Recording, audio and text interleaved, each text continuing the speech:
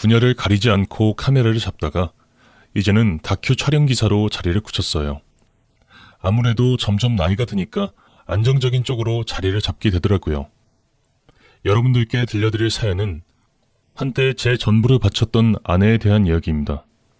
여기 올라오는 사연 들어보면 대부분 남편이 바람나서 고생하신 여자분들이 많은 것 같은데 저는 그 반대네요. 솔직히 주변에서 결혼한 여자가 바람 피웠다는 이야기를 들은 적은 거의 없어서 분류는 남자들이 주로 하는 줄 알았는데 설마 제 아내가 그럴 줄은 몰랐습니다. 제 사연을 통해서 바람은 남자들의 전유물이 아니라는 것을 알아주셨으면 좋겠습니다. 저는 5년 전에 사랑하는 여자를 만나서 결혼을 했습니다. 제 아내를 처음 만난 곳은 제가 일하던 촬영장이었어요. 제 아내는 잘 알려지지 않은 무명의 배우였는데요. 우연히 아내가 나오는 씬을 촬영하다가 눈이 맞게 되었죠. 배우가 꿈이었던 아내는 여러 가지 프로그램을 하며 인물을 쌓았지만 운이 나빴는지 대중들의 눈에 띄지 못했어요. 그저 엑스트라 역할만 들어올 뿐이었죠. 비록 유명하진 않았지만 성품이 좋고 얼굴도 예뻐서 현장 스태프들에게 인기가 많았습니다. 그래서 그런지 저 말고도 아내를 마음에 품고 있는 다른 스태프들이 꽤 있더라고요. 사실 처음에는 제가 아내에게 호감이 있다는 사실도 몰랐어요. 근데 이상하게 아내가 다른 스태프들과 이야기를 나눌 때 신경이 쓰이더라고요. 시간이 지나서 알았죠. 제가 그 사람을 좋아하고 있다는 것을요. 그 감정을 느낀 순간부터 전화번호를 물어보고 연락을 하고 밥까지 먹게 되었습니다. 당연히 처음에는 저를 밀어내고 거부했지만 지속적인 관심과 고백에 결국 제 마음을 받아주고 우리는 연인이 되었어요. 사실 촬영기사라는 제 직업이 일반인들은 이해하기 힘들 정도로 스케줄이 불규칙한데요. 반면 아내는 방송 개통에서 일하다 보니 바쁜 저를 이해해주고 받아주었어요. 남들 다 쉬는 주말, 공휴일, 심야 시간에도 촬영 때문에 일을 하는 게 부지기수였기에 데이트할 때 힘들었던 적이 참 많았어요. 하지만 아내는 이런 저의 사정을 다 눈감아 주었죠. 그러니 저는 아내가 내 인생의 마지막 여자이자 운명의 여인이라고 생각했죠. 게다가 그때 제 나이가 30 중반이 훌쩍 넘었을 때였기 때문에 결혼 생각이 간절했습니다. 제 또래 친구들은 다들 결혼해서 이미 자식 하나 정도는 낳고 있을 정도라 조급했죠. 그래서 만난 지 1년이 되었을 때쯤 서서히 결혼 이야기를 꺼내기 시작했어요. 하지만 아내는 저의 결혼 제의에 별로 내키지 않은 것 같았어요. 아무래도 결혼을 하게 되면 배우 생활은 막바지에 이르게 된다는 것을 어렴풋이 알고 있었기에 쉽게 승낙하지 않는 아내의 태도가 이해되었죠. 하지만 저도 손 놓고 그저 기다릴 수만은 없었어요. 게다가 아내가 배우로 성공할 가능성이 있거나 충분한 재능이 있다면 모를까, 솔직히 객관적으로 봤을 때 이제 와서 잘 될 것 같지는 않아서 그저 마음을 결정하기만을 기다렸죠. 결혼하면 일도 안 해도 되고 평생 편하게 살게 해줄게. 만약에 배우 일 하고 싶으면 해도 되고 아니면 그만이야. 뭐든지 지원해줄 수 있어. 그냥 내 옆에만 있어. 사실 아내는 고등학교 졸업 후에 알바를 전전하다 배우 생활에 들어섰다고 해요. 그러니 돈을 벌 수 있는 특별한 기술도 회사에 취직할 학벌도 가지고 있지 않았죠. 게다가 그때 아내의 나이는 29이었으니 많이 불안했을 거예요. 하고 싶은 배우 일 30까지 잘 안 되면 포기하게 되잖아요. 그래서 결국 아내는 저의 결혼 제안을 수락했고 저희는 만난 지 2년이 되었을 때쯤 결혼식을 올렸습니다. 보통 결혼하면 대부분의 남자들은 아내가 집에서 조용히 내조해주는 것을 바라잖아요. 저는 오히려 정반대였어요. 늦게라도 아내가 배우로서 활동하고 성공하는 걸 진심으로 바랬죠. 하지만 결혼 후 아내는 오디션 보러 다니는 것도 그만두고 집에서만 있었어요. 제가 아는 감독님 통해서 오디션이나 엑스트라 일을 소개시켜 주어도 아내는 늘 귀찮다며 거절했죠. 그 후 아내는 본격적으로 주부로 살기 시작하고 저는 부양할 가족이 생겼으니 더 열심히 일을 했어요. 함께 살기 시작하면서 연애 때와는 다른 모습을 볼 수 있었어요. 아내는 생각보다 욕심도 많고 포부도 큰 여자였어요. 그래서 그런지 아이는 지금보다 생활이 조금 더 안정되면 갖자고 하더라고요. 흙수저 부모 밑에서 자란 아이들이 제일 불쌍하다면서 좋은 동네 아파트로 이사갈 능력이 되면 그때 가서 아이를 가져도 늦지 않다고 했어요. 아내 말이 틀린 게 전혀 없었기에 저는 수긍하고 빨리 돈을 많이 벌 궁리만 했죠. 그래서 실내 스튜디오에서 하는 편한 촬영이 아닌 야외에서 진행하는 다큐멘터리 쪽으로 옮겼어요. 왜냐하면 힘든 만큼 처우가 괜찮았기 때문이죠. 그런데 문제가 하나 있었어요. 자연 다큐였기 때문에 지방 출장이 많아 자주 외박을 한다는 것이었는데요. 그래도 원래 하던 것보다 2배 가까운 돈을 벌 수 있었기 때문에 그 기회를 놓치고 싶지 않았습니다. 아내도 벌이가 더 많다는 것을 알고 나서 흔쾌히 제 일을 지지해 주더군요. 게다가 제 아내는 누구보다 살림을 잘하는 현모양처였습니다. 제가 출장을 갈 때마다 5단 도시락을 싸주고 짐도 챙겨줄 만큼 꼼꼼했어요. 얼굴도 예쁘고 살림도 잘하고 저만 바라봐주는 아내 덕분에 이때까지만 해도 저는 제가 가장 행복한 남자인 줄 알았죠. 재벌, 스포츠 스타, 연예인의 화려한 삶이 하나도 부럽지 않을 정도로 결혼 생활에 만족했죠. 이 사람을 만나지 않았더라면 저는 여전히 호레비 냄새 주변에 풀풀 풍기며 다녔을지도 모를 일이죠. 제 곁에 있다는 것 자체가 감사하더라고요. 그래서 가까운 출장을 갈 땐 함께 가거나 좋은 펜션을 잡아놓기도 했습니다. 그렇게라도 아내와 같이 시간을 보내고 싶었고 또 좋은 추억을 선물해주고 싶었습니다. 게다가 내성적인 성격이라 제가 없으면 집에 혼자서 있을 게 분명하니 아내가 심심하거나 우울하지 않게 나름 최선을 다해서 함께 하려고 노력했죠. 언제 한 번은 아내와 함께 촬영차 바다 낚시를 간 적도 있습니다. 개인적으로 낚시를 좋아해서 바다 촬영을 제일 좋아하거든요. 그때 바다 낚시하는 낚시꾼 한 분을 알게 되어 꽤 친하게 지냈고 아내와도 함께 만나곤 했어요. 그 낚시꾼 아저씨는 본인 소유의 작은 보트를 가지고 있었는데 덕분에 셋이서 보트를 타고 바다에 나가 다 함께 낚시를 즐기곤 했죠. 제가 다큐멘터리 촬영기사라서 멋있는 풍경을 많이 보았는데 그 중에서 제일은 망망대해 바다에서 바라보는 일출이거든요. 그래서 종종 아내랑 같이 바다에 나가 떠오르는 태양을 바라보면서 행복한 미래를 꿈꿨는데 지금은 다 쓸모없는 추억으로 남게 되었네요. 유부녀가 꼽는 가장 싫은 남편의 취미가 바다 낚시라는 말이 있던데 그런 의미에서 저의 취미생활까지 함께 맞춰주고 좋아해주는 아내에게 정말 고마웠죠. 그러니 늘 마음속으로 결혼하길 정말 잘했다는 생각을 하며 살았어요. 하지만 결혼생활 3년이 지날 무렵이었을까요? 이상하게 아내에게 벽이 느껴질 때가 있었어요. 항상 완벽한 아내였기 때문에 더 사람 냄새가 느껴지지 않았달까요? 아내는 항상 저를 존중해줬지만 그게 어쩔 땐 불편하게 느껴지기도 했습니다. 여보, 주말에 시간이 비는데 하고 싶은 거 없어? 오빠가 하고 싶은 거 하자. 지난주에 내가 원해서 바다 낚시 갔잖아. 이번엔 당신이 원하는 거 하자. 난 오빠가 하고 싶은 게 내가 원하는 거야. 보면 너무 착하다니까. 가끔은 솔직하게 싫으면 싫다고 얘기해주지. 싫은 적이 없었으니까 난 오빠랑 있는 게 제일 좋아. 영혼 담아서 얘기하는 거 맞지? 그럼. 분명 나를 위하는 아내인 건 분명한데 뭔가 혼자 벽에다 대고 얘기하는 듯한 이 기분은 뭘까요? 제게 사랑한다는 말은 수없이 많이 해준 아내지만 가끔은 그 말이 의례적으로 한다는 느낌이 들더라고요. 뭔가 진심이 안 담겨있다고 해야 할까? 아마 다가올 사태에 대한 직감을 미리 하고 있었던 게 아닐까 싶습니다. 그리고 며칠 후 저에게 기묘한 일이 일어났습니다. 촬영을 마치고 스태프들과 간단히 맥주 한 잔을 하고 집에 돌아오는 길이었어요. 그런데 제가 집 앞에 거의 다 도착했을 쯤에 제 뒤에서 누가 저를 부르더라고요. 성후석 씨? 뒤돌아보니 어떤 중년 여성분 한 명이 서 있더라고요. 초면이었습니다. 누구시죠? 전할 말이 있어서 불렀어요. 지금 아내 너무 믿지 마세요. 믿을 가치가 없는 인간이니까. 네? 그게 무슨... 그럼 이만. 그 여성분은 다시 뒤돌아 갈 길을 갔고 제가 불러도 대답도 없이 골목으로 들어가 버리더라고요. 뒤늦게 쫓아가 봤지만 그 사람은 사라지고 없었습니다.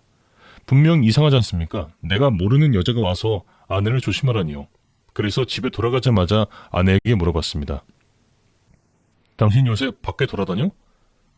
나 항상 집에 있는 거 알잖아. 혹시 아는 언니 있어? 갑자기 왜? 아는 언니라고는 오빠가 아는 소정 언니가 전부인데? 무슨 일 있었어? 아니야, 아무것도. 일단 아내에게는 모른 척 했습니다. 다시 그 여성분이 찾아오면 다시 물어볼 작정이었죠. 잠을 자며 곰곰이 생각해보니 굳이 저를 찾아와서 그 말을 해주는 게 이상하지 않습니까? 아무래도 내가 모르는 뭔가 있긴 있구나 싶어서 잠이 오지 않더라고요. 기묘한 일은 그뿐만이 아니었습니다. 생활비 통장 외에 비상금 통장이 하나 있는데요. 거기에는 늘 3천만 원씩 채워놓곤 합니다. 혹시 모를 목돈이 드는 상황이 왔을 때 쓰려고요. 모든 돈 관리는 아내가 하고 있기 때문에 제가 통장을 만질 일이 없었는데 어느 날 제가 운전 중에 타이어가 펑크나는 바람에 정비소에서 타이어를 바꿀 일이 있었습니다. 그 통장에서 돈을 빼려고 보는데 글쎄 돈이 하나도 없는 게 아니겠습니까? 분명 3천만 원이 통장에 있어야 하는데 0원이 찍혀 있더라고요. 통장을 만질 사람은 아내밖에 없었으니 당연히 아내에게 전화해서 물어봤어요. 여보, 지금 타이어 바꿔야 하는데 비상금 통장에 돈이 없네? 그게 3천만 원씩이나 갑자기 사라진 게 말이 돼? 이런 건 미리 말을 했어야지. 어디에다 썼어? 사실 우리 아빠가 고물차를 몰고 다니잖아. 그래서 걱정돼서 차를 바꾸라고 했어. 차 바꾸는데 보태라고 돈 줬고 미안해. 왜 나한테 미리 말 안 했어? 오빠가 괜히 신경 쓸까봐. 아빠가 쓰고 갚는다고 했으니까 다시 채워넣을 작정이었지. 그런 일이 있으면 나한테 말을 했어야지. 그러면 내가 장인어른 차 바로 바꿔드렸을 거야. 미안해, 워낙 급했어. 자꾸 이런 식이면 곤란해. 경제적인 문제는 서로 상의를 해야지. 앞으로는 그럴게. 이때까지만 해도 아내의 말을 곧이곧대로 믿었죠. 저희 결혼할 때 장인어른이 많은 도움을 주셨기에 차 바꿔드리느라 3천만 원 쓴 게 아까는 생각이 들진 않았어요. 사실 결혼하고 너무 바빴기 때문에 장인어른께 인사를 드리러 자주 가지 못해서 오히려 죄송한 마음을 갖고 있었어요. 그래서 생신이나 어버이날 때 차를 바꿔드리려고 했는데 이미 아내가 손을 써놓아서 황당하기도 하면서 다행이라는 생각이 들었습니다. 하지만 한편으로는 조금 서운한 감정도 들더라고요. 아무리 제가 바빠도 가족 문제, 돈 문제는 저와 미리 상의했어야 하는 거 아닙니까? 바쁘다는 이유로 저 모르게 많은 일들이 진행되고 있었다는 게 섭섭하더라고요. 살가운 사이가 아니라 평소에 전화를 잘 하진 않지만 그날따라 전화를 드려야겠다는 생각이 들더라고요. 그래서 출장 가는 길에 장인어른에게 연락을 드렸습니다. 장인어른 잘 지내셨어요? 아이고 성서방, 바쁠 텐데 전화를 다 주고. 미리 차를 바꿔드렸어야 했는데 너무 늦어서 죄송합니다. 차 안 바꿔줘도 돼. 지금 차 얼마나 쌩쌩한데. 10년은 더 탈 수 있으니까 걱정 말게. 네? 장인어른 차 새로 바꾼 거 아니셨나요? 내가? 차를? 그럴 리 없지. 수영이가 바꿔드린 걸로 알고 있는데요? 그런 적 없는데? 만약 물어봤어도 내가 거절했겠지. 참, 수영이한테 연락 좀 하라 그래. 애비한테 연락도 안 하고 말이야. 장인어른에게 물어보니 차를 받은 적이 없다고 하시더라고요. 심지어 아내와 자주 연락을 하지 않으셨어요. 대체 이게 무슨 일인지 순간 망치로 머리를 한 대 맞은 것 같이 얼얼하더라고요. 아내는 저 몰래 뭔가를 숨기고 있는 게 분명했어요. 그날 출장이 아니었더라면 이미 아내에게 가서 어떻게 된 일인지 추궁을 했을 겁니다. 하지만 동료들과 지방을 갖고 있던 중이었고 차를 돌릴 수 없는 상황이었어요. 일하는 내내 제 마음은 활활 타들어갔고 일이 손에 잘 잡히지 않았습니다. 결국 그날 일이 끝나자마자 밤이 되어 동료들이 자고 있는 사이 혼자 나와 택시를 타고 도로를 질주했습니다. 아내를 만나자마자 강하게 신문을 할 계획이었죠. 하지만 그 계획은 수포로 돌아갔습니다. 집에 도착했더니 모든 불이 꺼져 있었고 조용했습니다. 아내의 뒤척이는 소리가 들리지 않더라고요. 안방에 가보니 아내는 없었고 뒤져보니 지갑과 핸드폰을 놓고 갔더라고요. 핸드폰을 켰는데 암호가 걸려 있어서 풀 수 없었습니다. 전화를 해도 받을 수 없는 상황이었고 어디로 갔는지 알 수조차 없어서 얼마나 좌절했는지 모릅니다. 장인어른에게 전화해도 아내가 어디 갔는지 모르셨고 아내의 지인들에게 전화를 쭉 돌려봐도 건질 수 있는 게 아무것도 없었습니다. 결혼하고 나서 이렇게 사라진 적이 처음이라 너무 걱정이 되더라고요. 혹시 누군가에게 납치를 당했을까봐 경찰에 가서 신고도 해보았습니다. 하지만 전후 사정을 들은 경찰은 단순 가출은 아무런 도움도 줄 수 없다면서 단호하게 거절하더라고요. 그러니 마지막으로 믿었던 경찰서에서는 아무런 수확도 얻지 못한 채로 나왔어요. 따지고 보면 아내 스스로 야반 도주를 한 것이나 다름이 없었으니까요. 그 후 저는 포기하지 않고 동네는 물론이고 아내가 갈 만한 곳을 찾아 뒤졌습니다. 심지어 자주 가던 미용실, 네일샵까지 가봤지만 아내는 그 어디에도 없었어요. 정말로 내가 싫어서 가출을 한 건가 싶더라고요. 하지만 저희 사이에는 문제가 될 게 하나도 없었습니다. 오히려 사이가 좋으면 좋았지 트러블이 생길 틈은 없었거든요. 물론 제 착각일 수도 있겠지만요. 그렇게 며칠 동안 아내를 찾아 헤매느라 일은 까맣게 잊고 있었습니다. PD님도 제 사정을 어느 정도 봐주셨지만 한계에 다다랐는지 전화를 하시더라고요. 너 당장 내일 출장이라는 거 알고 있지? 와이프 일은 나도 미안한데 내일 당장 촬영을 해야 하니까 지금 스태프들이 전부 기다리고 있잖아. 네, 알고 있습니다. 내일 출장 가겠습니다. 가서 바람 좀 쐬고 와. 바닷가 좋아하잖아. 하루 시간 줄 테니까 낚시도 좀 하고. 어차피 찾아도 찾아지지도 않고 지치기도 해서 어느 정도는 포기 상태에 다다랐습니다.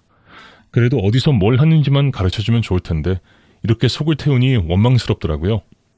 결국 무거운 마음을 아는 채 출장지로 향했습니다. 외딴 섬이었기 때문에 한참 차를 탔다가 배를 타고 그곳에 도착할 수 있었어요.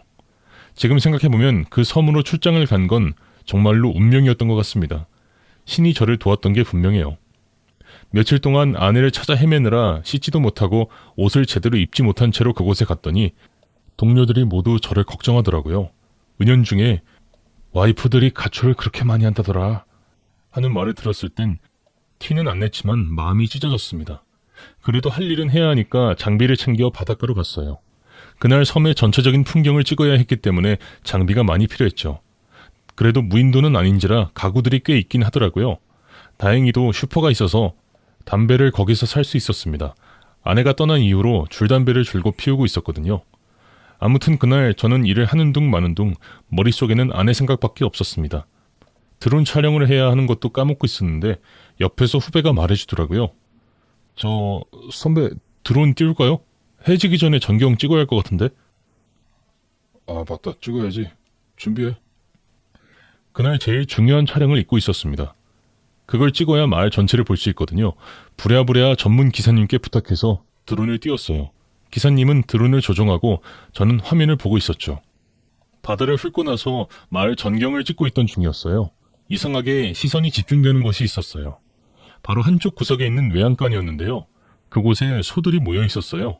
그런데 소들 틈에 검은 머리가 여물이 있는 통에 머리를 쳐박고 있더라고요. 설마 사람인가 싶어서 좀 더 가까이 다가가 달라고 했더니 정말 사람이 보이더라고요. 깜짝 놀라서 처음에는 경찰에 신고를 해야 하나 고민까지 했어요. 도시와 떨어진 외딴 섬에 염전노예처럼 사람 가둬놓고 일시키고 그런 이야기를 많이 들어서 범죄 현장인 줄 알았어요. 그런데 자세히 보다 보니 익숙한 헤어스타일이었습니다. 설마 하는 마음으로 확대해봤어요. 그랬더니 앞불사 거기에 있던 사람은 다름 아닌 제 아내였어요. 아내는 거기에 묶여서 소 여물을 먹고 있었습니다. 처음에는 믿기지 않아서 한참을 바라보다가 너무 놀라 벌떡 일어났어요. 기사님은 저기 사람 아니야? 하며 갸웃하더라고요. 생각할 틈도 없이 바로 그곳으로 뛰어갔습니다. 대체 아내가 왜 외딴 섬에 있는 외양간에서 소들 틈에 있는지 너무 황당하더라고요. 달리는 와중에 혹시 이상한 사람들한테 속아서 여기까지 끌려온 게 아닐까 하는 생각에 미친 듯이 뛰어갔죠. 그렇게 숨이 턱턱 막힐 정도로 뛰어가서 겨우 그곳에 도착했습니다. 정말로 거기에는 그토록 찾던 제 아내가 있더라고요. 여보, 제가 애타게 부르자 그제서야 고개를 들고 저를 보더니 아내는 눈물을 쏟기 시작했습니다. 오빠, 어떻게 알고 여기까지 왔어? 일단 나 좀 여기서 꺼내주라. 다가가 봤더니 아내는 발이 결박되어 나무에 연결되어 있었습니다. 대체 왜 이러고 있는지 궁금하더라고요. 순간 경찰에 신고를 해야 할 것 같아 핸드폰을 꺼냈어요. 일단 신고부터 먼저 할게. 당신 이렇게 만든 놈들 어딨어? 오빠 잠깐만, 괜히 경찰까지 끌어들이지 말고 일단 진정하고 내 말 좀 들어봐. 그래, 말이나 좀 들어보자. 내가 그동안 얼마나 걱정했는데 당신이 왜 여기 이렇게 묶여 있었어? 내가 당신 찾으려고 얼마나 고생한 줄 알아? 알았어, 다 설명해 줄 테니까 일단 이것 좀 풀어줘. 너무 꽉 묶어서 칼이 필요해. 말해, 왜 여기 있는지. 왜 말도 없이 사라졌는지. 빨리 풀어줘, 사람 오기 전에. 아, 무슨 사람? 이 집주인? 그 사람이 너 이렇게 만든 거야? 나중에 설명할게. 그러니까 빨리. 그때 뒤에서 어딜 도망가! 하는 여자 목소리가 들리더라고요. 그래서 뒤돌아봤더니 낯이 익은 여자였어요. 어디서 한번 봤는데 누구지? 그렇게 기억을 더듬어 본 결과 글쎄 예전에 찾아와서 아내를 믿지 말라고 했던 그 중년 여성분이 아니겠어요? 그분은 저에게 다가오더니 남편도 왔네? 하더라고요. 저기 예전에 저 찾아오셨었죠? 아내 믿지 말라고 하셨잖아요. 지금 제 아내한테 이게 무슨 짓입니까? 참 기가 막혔어. 그건 내가 좀 이따 설명해 줄 테니까 일단 묻는 말에만 대답해요. 여긴 어떻게 알고 찾아왔어요? 촬영하러 왔다가 우연히 발견했습니다. 대체 제 아내가 뭘 잘못했길래 여기서 이러고 있는 겁니까? 아직 눈치 못 챘나 보네. 그때 내가 믿지 말라고 했을 때 뒷조사 정도는 했어야 하는 거 아닌가? 아내가 바깥에서 남의 남자 후리고 다니는데? 네? 그쪽 아내가 내 남편을 만나고 있었다고요.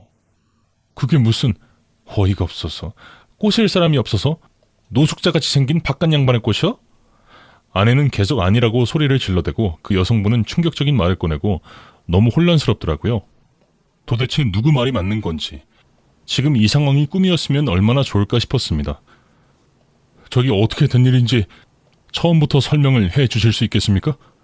바깥 양반이 어느 날부턴가 안 뿌리던 향수를 뿌리대요. 그리고 글쎄 머리를 감는 거예요. 평생 청결이라고는 모르던 양반이 갑자기 깔끔을 떨길래 무슨 노망이 났나 싶었어요. 게다가 돈이라고는 술 처먹는 거랑 낚시용품만 사재끼는 양반이 갑자기 백화점에서 여자 가방을 사는데, 아니 그걸 보고 눈이 안 뒤집히는 여자가 어디 있겠어요? 평소 안 하던 짓을 하니까 당연히 의심하지 않겠어요? 그래서 뒤를 켜봤더니 역시 제 예상대로 여자를 만나고 있더라고요. 그것도 한참이나 젊은 여자를. 지가 무슨 능력이 있다고. 그게 제 아내란 말씀이십니까? 네, 처음엔 나도 안 믿겼어요. 저렇게 생긴 젊은 여자가 뭐가 아쉬워서 우리 집 아저씨랑 만나나 싶어서 한참을 의심했다니까요. 그런데 어느 날은 정장을 입고 딱 나가길래 따라가 봤더니 그쪽 아내랑 뻘건 대낮에 모텔에 들어가대요. 아주 둘이 짝짝꿍이 맞은 거지. 정말입니까? 증거 사진 보여드려요? 안 그래도 내가 사진을 얼마나 찍어놨는지 몰라. 유명한 심부름센터에 돈 주더니 알아서 찍어오대요. 그거 가지고 이혼을 해야 할지 소송을 해야 할지 망설이다가 상간녀한테 협박을 해야겠다 싶어서 그쪽 안사람한테 보여주면 난리쳤지요. 그랬더니 죄송하다고 다시는 안 만나겠다고 하더라고요. 그래서 제가 그걸 어떻게 믿냐. 맘 같아서는 상간녀 소송을 해버리고 싶다고 하니 제발 그러지 말아달라고, 자기 남편 알면 큰일 난다고 저한테 돈을 주겠다고 하대요. 딱 3천 가지고 옵디다. 이걸로 용서해달라고, 자기가 너무 외롭고 힘들어서 잠깐 정신이 나간 것 같다고 딱 한 번만 봐달라고 하길래 일단 믿었어요. 다시는 안 그러겠지. 내 가슴에 횡하니 구멍이 뚫렸는데도 이 양반이랑은 이제 와서 이혼을 할 수 없겠더라고요. 그래서 딱 한 번은 묻어주고 살기로 했습니다. 그러다가 마음이 하도 답답해서 그쪽한테 찾아가서 말한 거예요.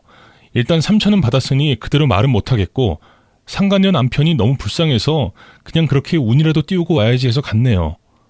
눈치가 있으면 알아서 알아듣겠지 싶어서 그 정도만 말하고 돌아왔어요. 혼자 끙끙 앓다가 마음을 다잡으면서 사람이 한 번은 실수할 수 있지, 잊어버리자 하고 말았지요. 그런데 인연이 내 말은 기특으로 듣고는 며칠 지나지 않아 또 우리 집 양반을 만나는 게 아니겠어요? 그러니 내가 안 돌아요? 내 남편 못 꼬시게 묶어두는 수밖에 없지. 어떻게 사람이 그렇게 가벼운지. 약속 하나 못 지키는 여자가 무슨 결혼 생활을 하겠다고? 처음에는 그 여자의 말을 믿지 않았습니다. 하지만 없어진 3천만 원과 그간의 아내의 행실을 생각하면 앞뒤가 딱딱 맞는 게 사실이라는 생각이 들더라고요. 게다가 굳이 저한테 없지도 않은 거짓말을 이야기할 이유가 전혀 없기에 아내가 불륜을 저질렀다는 확신이 들더라고요. 아내는 계속 뒤에서 아니야 오빠 진짜 아니라고 하면서 저를 부르더라고요. 아내에게 다가가 물었습니다. 이분이 하는 말 진짜야? 아니야 나 진짜 억울해. 어떤 놈이야? 누구야? 빨리 집에 가자. 집에 가서 설명할게. 내가 다 설명할 테니까 제발. 그때 뒤에서 한 남자의 목소리가 들려왔어요. 여보, 이렇게까지 할 필요는 없었잖아. 뒤돌아보자마자 한 남자가 눈에 보였는데요. 그 사람은 바로 저와 친하게 지내던 낚시꾼이었습니다. 지난주에도 저와 낚시를 갔던 사람이었죠. 낯익은 그 얼굴을 보니 속에서 분노가 차오르더라고요. 믿었던 사람한테 뒤통수 맞는다는 느낌이 얼마나 충격적인지. 설마 했지만 저런 인간이랑 바람이 날 줄은 꿈에도 몰랐습니다. 그 사람은 저보다 나이도 많고 능력도 부족한 남자였는데요. 이런 형편없는 남자랑 바람이 난 아내가 정말 이해되지 않았습니다.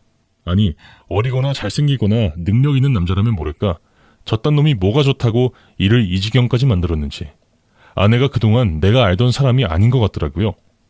그러고 보니 제가 이 낚시꾼의 아내는 단 한 번도 본 적이 없었더라고요. 그제야 모든 퍼즐이 끼워 맞춰졌습니다.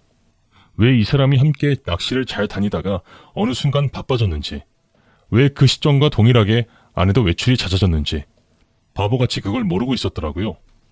형님이라 부르던 그 사람은 저에게 그게 어떻게 된 거냐면 하며 얼버무리더라고요. 형님이 말해보세요. 왜 제 아내가 형님 집 외양간에 있죠? 남자답게 솔직하게 얘기하지. 나 사실 네 아내 사랑한다. 뭐라고요? 숨길 수가 없었어. 이미 만난 지 꽤 됐고 나 수영 씨랑 결혼하고 싶어. 아니, 미친 거 아닙니까? 지금 당당하게 굴 때예요? 어떻게 하면 헤어져 줄래? 둘이 사랑해서 결혼한 것도 아니라며 그냥 기댈 곳이 없어서 결혼했다고 하더라. 내가 더 든든한 버팀목이 되어줄 수 있어. 그러니까 이 형님한테 여자 좀 양보해라. 어? 아내를 힐끔 보니 울고 있더라고요. 당신이 진짜 그런 말을 했어? 기댈 곳이 없어서 나랑 결혼을 했다고? 오빠 아니야. 저 사람이 나 스토킹하는 거야. 나는 분명히 싫다고 했는데 귀찮게 자꾸 따라다니잖아. 귀찮아서 몇 번 만난 게 다야. 사모님이 날 상간이로 의심한 거라고. 아 솔직히 내가 저렇게 촌스러운 사람을 왜 좋아해. 나한테 오빠밖에 없는 거 알잖아. 그랬더니 낚시꾼 형님 얼굴이 벌개져가지고 아내에게 따지더라고요. 수영아, 왜 바른 대로 말 안 해? 분명 그랬잖아. 나랑 결혼하고 싶다고. 지금 남편이랑 이혼하고 나한테 오겠다고 네가 그랬잖아. 저기요, 왜 거짓말을 하세요? 제 남편이 오해하잖아요. 어디 갈 때까지 가봐? 네 왼쪽 엉덩이에 큰 점 있잖아. 내가 어떻게 그것까지 알겠어? 너랑 잤으니까 알지. 이 아저씨가 진짜... 그리고 네 남편 출장 갈 때마다 내가 너희 집에 갔잖아. 방 3개, 거실까지 내가 안 누려본 데가 없다고. 내가 화분도 깨트린 거 기억 안 나? 아 그만 좀 하라고요. 그러니까 수영아, 우리가 했던 약속 지켜. 같이 살기로 했잖아. 아 그거야 그냥 한 소리죠. 내가 왜 다 늙은 그쪽이랑 살아요? 아저씨가 진지하게 구는 바람에 이렇게 된 거잖아요. 아 그럼 너는 날 진지하게 생각 안 한 거야? 어떻게 그럴 수가 있어? 어떻게 사람 마음을 가지고 장난을 치냐고. 나는 너 때문에 아내랑 헤어질 생각까지 했어. 내 전부를 걸었다고. 제발 내 인생에서 빠져줘요. 나는 지금 남편이랑 행복하게 잘 살고 있다고요. 내가 너 가만히 둘 줄 알아? 나 가지고 논 거 제대로 후회하게 만들어줄 거야. 지겨워. 정말 지겨워서 내가 못 살아. 어린 여자한테 집착하고 살면 재밌어요? 그쪽이 나 먼저 꼬셨잖아요. 용돈 준다고 꼬셨잖아. 그래서 용돈 줬잖아. 나랑 헤어지면 그 돈 전부 돌려줘야 될 거야. 너한테 선물한 명품백도 내 3달치 월급 합쳐서 사준 거라고. 아이고 꼴에 까오부리고 싶어서 돈 펑펑 쓰더니 결국 돌려달라? 줬다 뺏는 게 어딨어요. 넌 진짜 세상에서 제일 나쁜 년이야. 꽃뱀이냐? 뭐? 꽃뱀? 아저씨 말 다 했어요? 아저씨라 부르지 마! 아저씨니까 아저씨라 부르지. 오빠 소리에 환장하는 거 안 창피한가? 한심해 죽겠어. 예쁘지도 않은 게 너보다 잘났고 예쁜 배우 세상에 널리고 널렸다. 그쪽은 그 외모로 결혼한 게 신기한데? 뭐? 인연이 진짜... 때려봐. 어디 한번 나도 합의금이라는 것 좀 받아보자. 내가 여자 못 때릴 줄 알고? 자랑이다. 둘이 알아서 서로를 핥히며 싸우더라고요. 제가 여태껏 아내를 잘 모르고 살았던 걸까요? 아내가 저런 낚시꾼과 바람이 날 줄은 꿈에도 상상하지 못했습니다. 저희 부부에게 믿음과 신뢰가 있다고 믿었었거든요. 그래서 저는 아내가 아닌 다른 여자는 쳐다보지도 않았습니다. 사람이 왜 사람이겠어요? 이성과 절제가 있으니 사람이잖아요. 싸우고 있는 둘을 보니 사람으로 안 보이더라고요. 불륜을 저지르며 남편에게, 아는 동생에게 미안하지 않았을까요? 둘은 사람이 아닌 게 분명합니다. 게다가 아내는 남편이 뼈 빠지게 일해서 모아놓은 비상금 통장에서 저 몰래 3천만 원을 뽑아 본처에게 건넸습니다. 그래놓고 또 불륜남을 만났고요. 그게 제정신인 사람의 마인드입니까? 아내는 제 속도 모르고 울부짖더라고요. 오빠, 나 여기서 제발 꺼내줘. 저 여자가 나를 여기다가 밤새 가둬놓는 바람에 너무 배고프고 목말라. 내가 오죽하면 소 여물을 먹고 있었겠어? 수영아, 내가 싫었어? 그럴 리가. 그런 거 아니야 진짜. 그럼 왜 그랬어? 어떻게 나를 두고 이딴 놈이랑 만날 수 있냐고. 나도 몰라. 너무 외로웠나 봐. 저 사람 만난 건 부정하지 않을게. 하지만 오빠도 잘못이 있어. 날 외롭게 했잖아. 일주일에 3번을 혼자 집에 있게 했잖아. 친구들이랑 부부동반 할 때도 항상 혼자 나가서 친구들이 뭐라는 줄 알아? 나더러 이혼했니. 그 말 듣는데 얼마나 수치스러웠는데. 남편이랑 정상적으로 저녁 먹고 산책하고 TV 보는 게 왜 이렇게 힘든 거야? 왜 나만 이렇게 힘들어야 되냐고. 솔직히 크리스마스나 내 생일에도 오빠는 촬영 나가야 한다면서 내 옆에 없었잖아. 그때 내가 얼마나 초라했는지 알아? 나는 오빠한테 큰 거 바란 거 없어. 그저 소소하게 같이 저녁 먹고 주말이나 공휴일에 함께 있고 싶었어. 그래서 그랬어. 적어도 저 사람은 날 외롭게 하진 않았거든. 나도 내가 왜 그랬는지 모르겠는데 너무 외로워서 제정신이 안 나왔나 봐. 그래서 혹했던 거야. 그래도 내 옆에 있어주니까 없던 마음도 생기더라. 내가 누구 때문에 돈을 버는데 많이 벌어오라며. 그래서 내가 지금 악착같이 살고 있는 거 아니야. 너가 살고 싶어하는 아파트에 살려면 돈이 필요하니까. 그래서 힘든 다큐 촬영일 맡은 거 아니야. 돈 많이 벌어서 좋은 집으로 이사 가려고. 그런데 너는 다른 남자랑 뒹굴었어. 내가 힘들게 일할 동안 즐겼다고. 미안해. 하지만 저 사람 만난 건 진심이 아니야. 그냥 실수였어. 너무 외롭고 힘드니까 잠깐 머리가 어떻게 된 거였다고. 지금 너무 후회해. 저 사람 만나기 직전으로 돌아갈 수만 있다면 절대 그런 짓 하지 않았을 거야. 오빠만 바라보고 살았을 거야. 아니, 넌 그냥 그런 애였던 거야. 난 이제 널 못 믿겠다. 헤어지자. 헤어지자니 그게 무슨 말이야? 이혼하자고. 못 알아들어? 만약 오늘 출장지가 여기가 아니었으면 어땠을까? 그러면 난 아무것도 모른 채로 너를 찾아 헤맸겠지. 너는 계속 나를 속였을 테고. 오빠 미안해. 이 말밖에 할 수 없어. 하지만 나 진짜 이혼하고 싶지 않아. 하라는 대로 다 할게. 제발 이혼만은 하지 말자. 어? 너 풀어줄 생각 없어. 여기서 지내든지 아니면 와서 이혼 서류에 도장 찍든지 둘 중에 하나 택해. 난 다시 갈 테니까. 그리고 한때는 형님이라고 불렀던 당신, 추악한 불륜 저질러 놓고 대단한 로맨스라고 생각하지 마십시오. 찌질해 보이니까. 저는 다시 동료들이 있는 곳으로 돌아갔습니다. 그곳에 가자마자 참아왔던 눈물이 터지더군요. 다들 말없이 저를 술집으로 데려가서 술을 따라주었고 저는 깡소주를 마시며 꺼이꺼이 울었습니다. 어느덧 필름이 끊겼고 눈을 떠보니 숙박하는 곳에 누워있더라고요. 머리가 깨질 것 같이 아파서 다시 누워서 전날을 기억했어요. 아무리 눈을 감아도 아내가 바람 피운 현실은 바뀌지 않더라고요. 겨우 술을 깨고 촬영을 마친 후 다시 집에 돌아왔습니다. 아내가 이미 와 있더라고요. 현관문 바로 앞에서 무릎을 꿇고 있대요. 또다시 변명을 하더라고요. 집에 딱 한 번 데리고 온 거야. 그때 이후로는 정말로 안 만났고 내가 먼저 헤어지자고 그랬어. 그런데 그 사람이 계속 매달린 거라고. 지겨우니까 나가. 오빠도 한번 바람 피워. 그럼 나도 용서해줄게. 고작 생각한다는 게 그 정도뿐이야? 너한테 더 실망하게 하지 마. 이미 우리 사이의 신뢰는 모두 깨졌어. 나는 더 이상 너를 내 아내라고 받아들일 수 없으니까 당장 나가. 사람이 한번 실수할 수도 있는 거잖아. 나한테는 오빠밖에 없어. 진짜야. 실수? 너 지금 실수라고 했어? 네가 저지른 짓이 얼마나 잔인한 짓인지 모르지? 다시 잘해볼 순 없을까? 그 사람 사랑한 적 단 한 번도 없어. 고작 그 사람 때문에 이혼하는 게 나 진짜 억울해서 그래. 오빠도 웃기지 않아? 그 사람이 뭐가 잘났어. 얼굴이 잘생기기래. 돈이 많기래. 그냥 가지고 놀았던 거야. 나 소송할 거야. 이혼 소송에 상간남 소송까지. 그러니까 내 마음 바꿀 생각하지 마. 헛수고니까.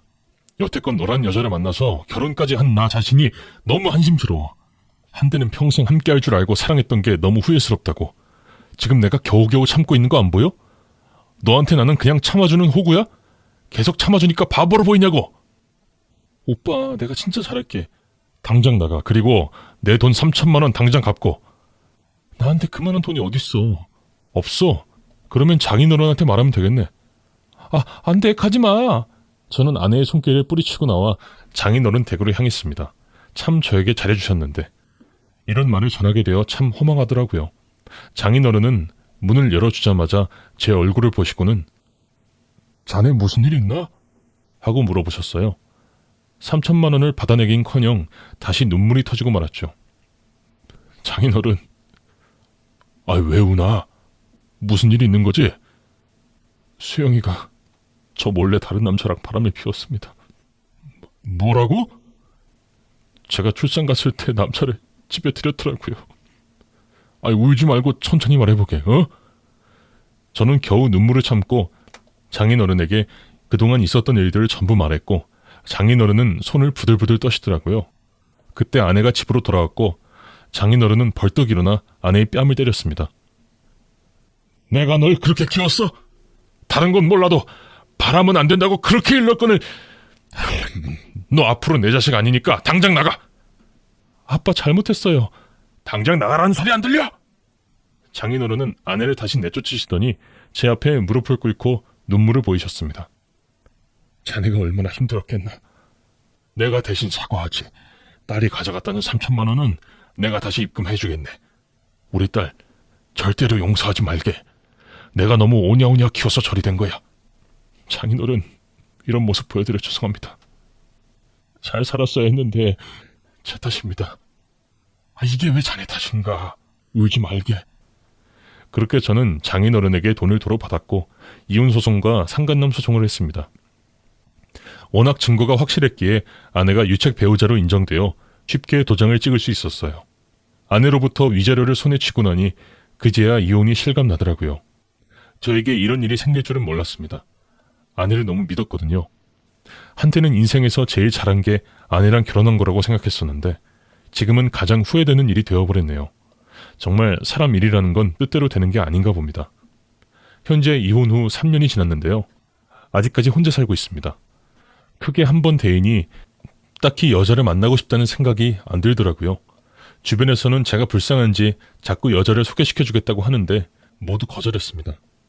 그렇게 사랑했고 최고의 여자이자 배우자감으로 생각했던 여자에게 뒤통수를 맞으니 이제 누구도 믿을 수 없게 된 것 같아요. 바람은 남자들만 피는 줄 알았는데 제 아내가 피울 줄은 전혀 몰랐습니다. 생각해보면 바람 피우는 아내 있느니 차라리 혼자 사는 게 100번 나은 것 같습니다.